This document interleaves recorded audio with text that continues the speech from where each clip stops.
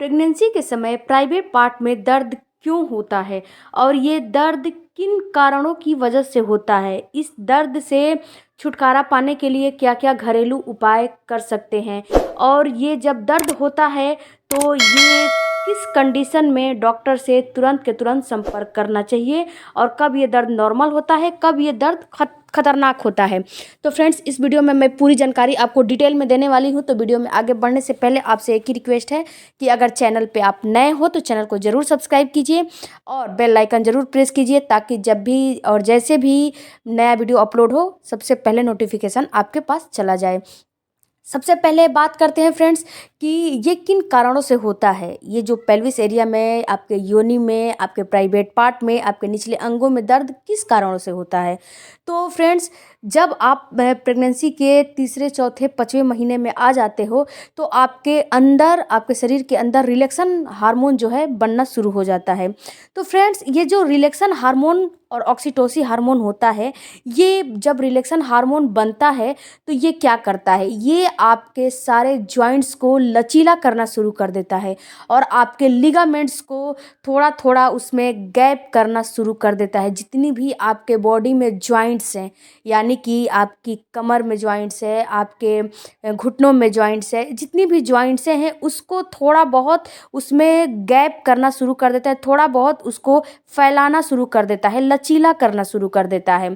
तो जब ये लचीला होता है, जब लिगामेंट्स लूज होते हैं, जब लिगामेंट्स लचीले होते हैं, जब लिगामेंट्स फैलते हैं, तो आपको पेन होना लाजिम है।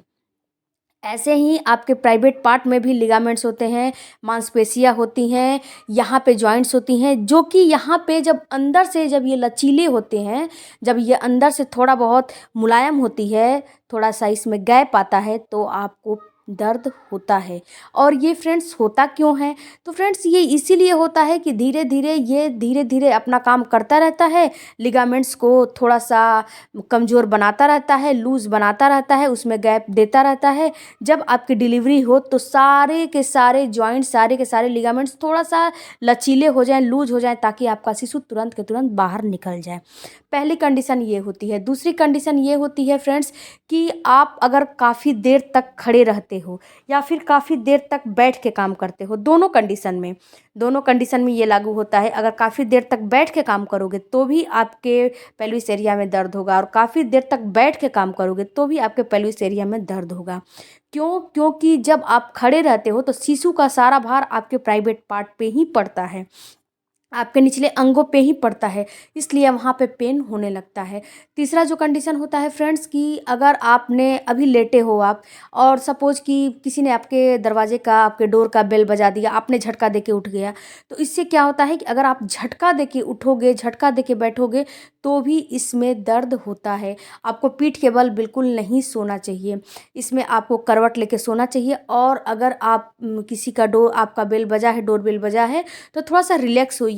उसके बाद धीरे से अपने करवट होके और अपने हाथों की हेल्प लीजिए, हाथों की सहायता से धीरे से उठिए, और धीरे से उठने के बाद तो आप नीचे उतरिए और जाके डोरबेल, अपना डोर खोलिए। ऐसा नहीं कि डोरबेल बजा, आप तुरंत झटका से उठ गए, उठ के अपना तुरंत खोल दिया। इसमें आपके पेट में भी खिंचाव, दर्द, और आपके पेल्विस एरिया में तो होता ही होता है, होने लगेगा। इसके अलावा फ्रेंड्स, आप जो बैठते हो, जब आप बैठते हो तो आप क्या करते हो, आपके उठने बैठने का तरीका भी बिल्कुल गलत होता है। क्यों?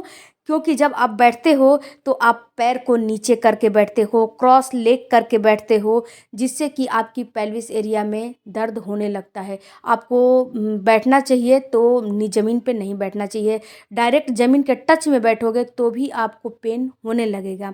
इसके अलावा फ्रेंड्स, जब आपका शिशु हेड डाउन पोजीशन में आ जाता है तो भी आपको उठने, बैठने, चलने, सोने में चुभन जैसा दर्द होगा। आपको ऐसा महसूस होगा कि आपके प्राइवेट पार्ट में, आपके दोनों जांघों के बीच में कुछ फंसा है, जो कि अभी के अभी गिर जाएगा, ऐसा आपको महसूस होने लगेगा। ऐसा आपको, आप प्राइवेट पार्ट जो है उसमें, अभी बोले ना कि लिगामेंट को जो है ना फैलाना शुरू कर देता है, तो स्ट्रेच आपको होने लगेगा।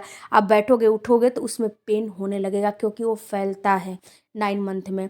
तो इस कंडीशन में भी आपको दर्द होने लगता है। इसके अलावा फ्रेंड्स एक और कंडीशन होता है कि अगर आप गलती से भी वज़न का काम कर दिए तो भी आपके जो है पेल्विस एरिया में दर्द होने लगता है।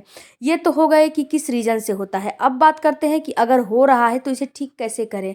तो सबसे पहले मैं बता दूं फ्रेंड्स कि आपको ना तो ज़्यादा देर खड़े होकर काम करना चाहिए, ना तो ज़्यादा देर तक बैठ के काम करना चाहिए। आपको बैठे हो तो थोड़ी देर रेस्ट कर लो, खड़े हो तो थोड़ी देर बीच बीच में रेस्ट करके काम किया करो, कोई दिक्कत नहीं है। इसके अलावा आपको क्रॉस लेग करके बिल्कुल नहीं बैठना चाहिए। आप बैठे हो तो पैर को फैला लीजिए और अपने जो अगर बिस्तर पे बैठे हो, बेड पे बैठे हो तो अपने जो बैक है, पीछे है, पीठ के बल आप बैठे हो तो एक पिलो लगा लीजिए पीठ के पास, ताकि आपको कोई परेशानी ना हो और आराम से जो है स्ट्रेच होके बैठिए। इसके अलावा फ्रेंड्स आपको डायरेक्ट ज़मीन के टच में भी नहीं बैठना चाहिए। ये भी आपको नुकसान करता है, पेल्विस एरिया में पेन दे देता है। इसके अलावा आपको कोई भी वज़न का काम बिल्कुल नहीं करना चाहिए और 9 मंथ में और हर मंथ में हल्का-फुल्का पेल्विस एरिया में पेन होना जो है उम, नाज़ुक होता है। बहुत जो है स्थिति मतलब ये होता ही होता है। जो हल्की-फुल्की पेन होती है वो प्रेगनेंसी में होती है, इससे आपको घबराने की ज़रूरत नहीं है। और इसके अलावा फ्रेंड्स आप अगर वर्किंग वूमेन हैं तो आपको देर तक तो बैठना होगा, तो आप बीच-बीच में थोड़ा-सा वॉकिंग वगैरह कर लीजिए, इससे भी आपको पेन नहीं होगा। आपको वज़न का काम, जल्दी-जल्दी कदमों से चलना, सीढ़ियों पे चढ़ना, ये सारी चीज़ को बिल्कुल अवॉइड करना चाहिए अगर आपको पेन हो रहे हैं तो। इसके अलावा आपको पीठ के बल नहीं सोने चाहिए, करवट लेके सोने चाहिए। इसके अलावा फ्रेंड्स ये सारे अगर काम करोगे तो इसमें थोड़ा बहुत आपको रिलीफ मिलेगा। अगर पेल्विस एरिया में पेन ज़्यादा हो रहा है तो एक काम और करिए कि आप हल्के गुनगुने पानी से नहाइए। इससे भी आपको पेल्विस एरिया में पेन जो है, पेन से छुटकारा मिलता है। मैंने हल्के गुनगुने पानी से बोला है, बहुत ज़्यादा गर्म हॉट वाटर से मत नहा लीजिएगा, नहीं तो ये आपके शिशु को नुकसान करेगा। हल्के-हल्के गुनगुने पानी से आपको नहाना है। और फ्रेंड्स ये समझिए कि हल्का-फुल्का पेन तो नॉर्मल होता है। अब बात करते हैं कि किस कंडीशन में आपको तुरंत के तुरंत डॉक्टर के पास जाना चाहिए। अगर आपको ये समझ आ रहा है कि आपके पेल्विस एरिया में पेन हो रहा है और ये पेन आपको 6वें-7वें मंथ में हो रहा है, काफ़ी ज़्यादा हो रहा है, इसके साथ स्पॉटिंग ब्लीडिंग हो रही है, इसके साथ डिस्चार्ज आ रहे हैं, तो ये प्रीमैच्योर डिलीवरी की ओर आपको इशारा करता है। या फिर ये तीसरे-चौथे महीने में हो रहा है, काफ़ी चुभन के जैसा दर्द हो रहा है और ये किसी भी चीज़ से ठीक नहीं हो रहा है।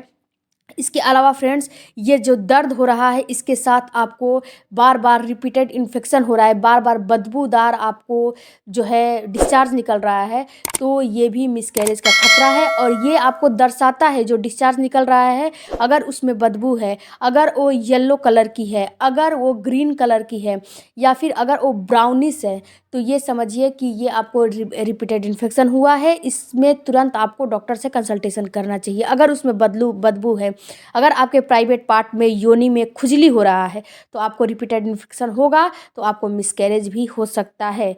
तो आपको रिपीटेड इन्फेक्शन नहीं होने देना है और तुरंत के तुरंत डॉक्टर से संपर्क कर लेना है अगर ये सारे कंडीशन हो रहे हैं तो। और फ्रेंड्स पेल्विस एरिया में बॉडी में हल्का-फुल्का पेन नॉर्मल होता है नॉर्मल डिलीवरी में, क्योंकि एक बोला जाता है कि एक माँ दूसरा जन्म लेके एक शिशु को जन्म देती है, तो आप समझ सकते हैं कि थोड़ा बहुत कष्ट तो होगा ही है। तो आई होप कि ये वीडियो आपके लिए थोड़ा भी हेल्पफुल लगा होगा, तो चैनल को ज़रूर सपोर्ट कीजिए। कोई भी क्वेरी तो कमेंट बॉक्स में ज़रूर दीजिए। मिलते हैं अगले वीडियो में। Thank you for watching. Bye bye, take care.